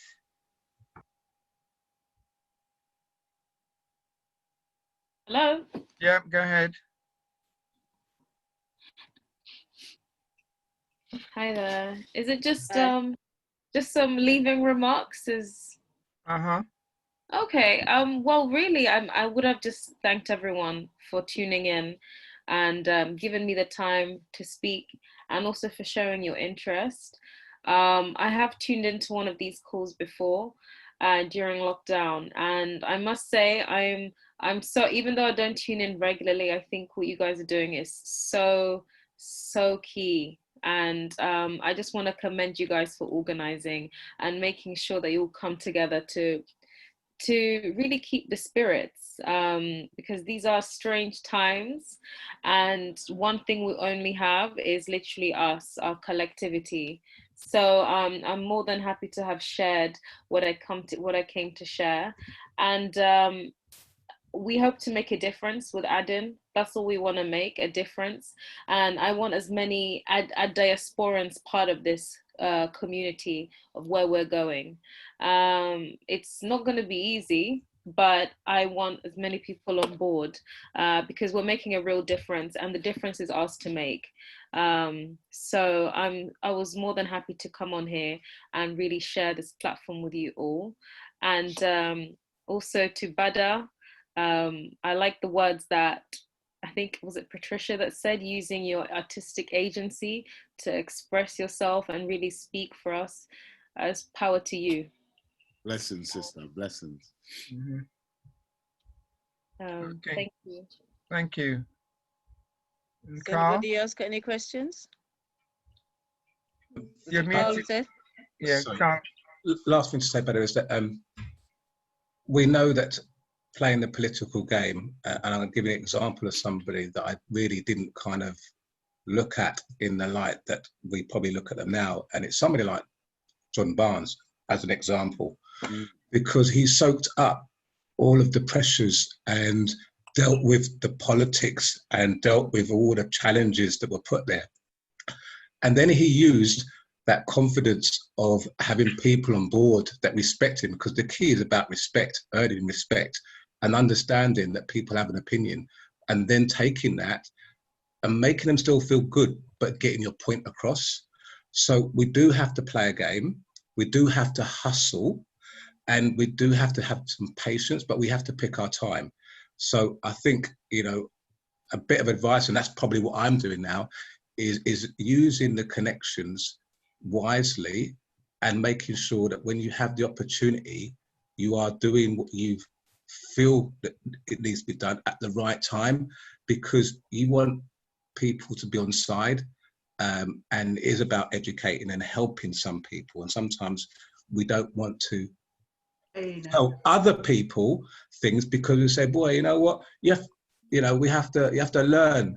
You have to find, we've had to learn. So I think the key, as long as people are interested, let's not take it as a negative, let's take it as a positive, because we made our own road, and we have to have these supporters as well. As long as they're making the effort, we have to appreciate that, because that's what's going to help make the change. Because on our own, we've been where we are for some time. Well, and we do need other people and other races to be able to educate and not feel bad all of a sudden now. So we do need to sort of drive that, and your music and your lyrics will do that anyway. But we need to take the other approach as well, not just from music, just by listening and also getting our point across in a diplomatic way, as opposed to it being maybe in an aggressive way that some people interpret as aggressive. Well, I 100% agree with you, brother, because like what I always say is that, so the TTIP, the Taking the Initiative Party, they are an inclusive party. Mm-hmm. I know another political party in the Midlands called We Matter. They're a black-led political party. They advertise as a black-led party. So I can see the difference between just black, no one white involved, and in the Midlands, and an inclusive party in London. I can see where you can both go. Yeah. Now, how I see it, what I always say is, we're in a spiritual war right now. We've been in a spiritual war for a long time now. Mm-hmm. They've been hitting us at all kinds of angles. Now, in any war, you need your soldiers, your archers, you need your cavalry, you need all factions. So on my journey, I'm meeting the different factions. Mm. And what I notice is, we all got a part to play. It doesn't matter if not every single one of his values and points matches up with yours, because at the end of the day, you two both got the same enemy. And this is the main point here. As long as we all recognize we got the same enemy, and it's been the same enemy, this enemy hasn't changed, it's the same enemy. So as long as we recognize that, there is a part we've all got to play, all of us. Thank you. Tabata, is that your last word, or do you want to say your last word in closing? I'm closing, yes. Thank you, Auntie. Well, you can, now have you got another rap before we wrap up? Hold on. Wrap before we... Okay, I like the pun, Auntie Jean. All right. So we can do that as our final piece. Yeah. Okay. Okay. Sister Doctor. Greetings. Thank you for the space to say something further. When we speak to this young king, we say your music, your music, your music. And I think that's important. But as people will know, I've been saying for quite a while, English isn't our first language. This man is a scientist. He's a scientist. I think that we need to give him his title. And it's not just about music. It's not just about the message. It's about the energy that comes when he delivers. Because there are some people who don't actually hear the words entirely or understand everything because it's sophisticated. But the science that he is using to penetrate certain places, we have to call him a scientist. This is high science. This is not science from the Eurocentric University. We now have a vice chancellor, or whatever the title is that's going to be given to this professor that is delivering science. But let's just be clear, it's music, not just music. And also he's a warrior. He just spoke about being in a war, spiritual war, physical war, economical. I am looking forward to this university. Before I take my last breath, I beg you do, Please. Dr. Okay. Sandra, you are involved 100%. So I think Shane wants to say something, provided it's Milton. short. And Milton. And Milton. Yes, Okay. please. Short and, Can I go ahead? hold on. I think Shane was wanted to say something. Let's hear from Shane, then Milton, Thank then you. Auntie Jean. We need to close. Sister Doctor, you need to talk about the mango tree, and then we segue, please. I've got a poem I want to read. Next week. No, she can play. She can read her poem. Last question. What club do you play for? What club do you work at? Next week. No, I'm going to play it this week. We got time. No, we do not have time. We will close at 10 o'clock next week. I want to read my poem, Royston. We'll have that challenge, Patricia. Okay, Shane, go ahead, please. You meant Milton? Milton or No, Shane? I said Shane. Shane's not answering. Milton's answering. Okay, okay, go ahead, Milton. Okay, thank you to that wonderful musicians. What's his name? Bada? Bada, yeah. Thank you, Joy. Yeah, just something I wanted to pick back on when you mentioned about the warfare that's going on at the moment. You know, political, spiritual, humanistic, socioeconomic. You know, those type of warfares. My issue was, I've seen a lot of our young lives been taken from the streets since 2007, right down to this year, and we've possibly lost over 450 young people's lives since 2007 to now.